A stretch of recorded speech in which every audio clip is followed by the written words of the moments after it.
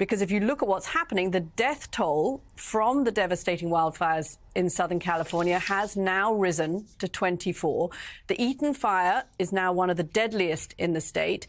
Officials say it's currently 27% contained, while its spread has slowed down. The fire, though, has already burned through more than 14,000 acres. That Palisades fire that we've heard so much about, that's now 13% contained and has burned through nearly 24,000 acres, and it's still threatening residential areas. Meanwhile, the Hearst fire is 89% contained. That's the good news. And the other two fires that broke out last week are 100% contained. Now officials, though, however, are bracing for what could be, quote, explosive fire growth. That's because strong Santa Ana winds have returned to the area with gusts of up to 70 miles an hour. They're expected to last through Wednesday, prompting red flag warnings from the Ventura County coastline right to the Mexican border. Okay, joining us now live from Pacific Palisades with the latest is NBC's Jay Gray. Jay, what do you have? Well, look, the devastation here, and we've all talked about it. We've all seen the video, which doesn't do it justice, by the way, but it's overwhelming. It's unimaginable. Look behind me and you can see it. This area looks like the aftermath of a bombing attack. It is devastated from the flames, from those fighting the fire. And this type of devastation stretches for miles. In other areas, there's just simply nothing left, no clue of what stood before the flames.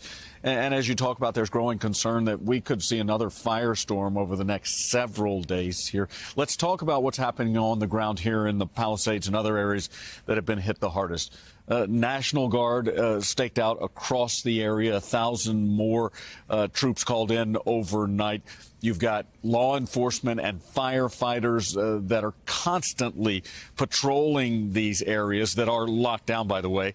They're, of course, looking for hot spots, trying to make sure that they douse those where they can, but also preparing for those severe winds. And that event, according to forecasters, is likely to start really ginning up sometime later this afternoon. You've got people, thousands, wanting to get back in, see what, if anything, is left of their homes. We saw a few people over the last couple of days getting in, trying to find what they could and salvage anything they could from the rubble. That's been locked down. That's been closed off with these winds beginning to pick up again. And what officials have said is that they don't expect to let anyone into areas like this until at least Thursday morning, and it could be longer than that. That will mean some of these folks have been out of their homes for over a week, and just the agony of what they're going through. Sometimes the not knowing can be as difficult as knowing what's happened. And so a lot of people looking to find their way back in and really assess what's happening. But if you want to talk about cleanup, if you want to talk about recovery, you can't do that until the flames are under control. And right now, that's just not the case. Okay, NBC's Jay Gray, thank you. Let's go straight to meteorologist Michelle Grossman. Michelle, tell us more about those winds that Jay was just talking about in Southern California. Hi there, Kathy. Yeah, we had a bit of a break over the weekend. We're going to start to really see those winds picking up 50, 60, 70 miles per hour. The climate connection is we're drier. We're looking at those winds kind of staying in place. We have an atmosphere that is not moving, a big area of high pressure interacting with this area of low pressure, and that's funneling these winds. So we're looking at really bone dry conditions as well. 10 million people impacted this morning and through Wednesday with red flag warnings. That includes places like Ventura, Santa Clarita, Pasadena, Riverside, Temecula, Escondido. The places already hit so hard, and we will see those winds really gusting, and they're going to stay in place for quite a while. Now, the National Weather Service out of the LA office has issued a PDS. It's called a particularly dangerous situation.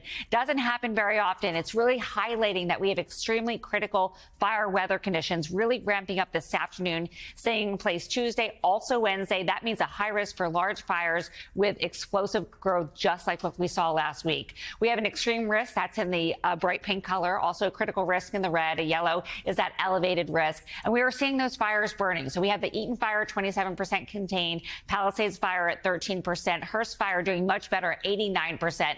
But we're worried about more fires. We're worried about these fires also expanding. Now, as we look at the winds right now, not not too bad. Again, we had a bit of a break over the weekend. We're looking at winds anywhere from 10, 20 miles per hour, but starting to ramp up. And we're going to see that big time later on today. We're looking at winds gusting near 50, 60 miles per hour, 70 miles per hour, certainly not out of the forecast. And this is why we have a atmospheric situation where we have this big area of high pressure just pushing that storm track to the north. We're not seeing that rainy season, and we're seeing those winds moving onshore as well. Back to you.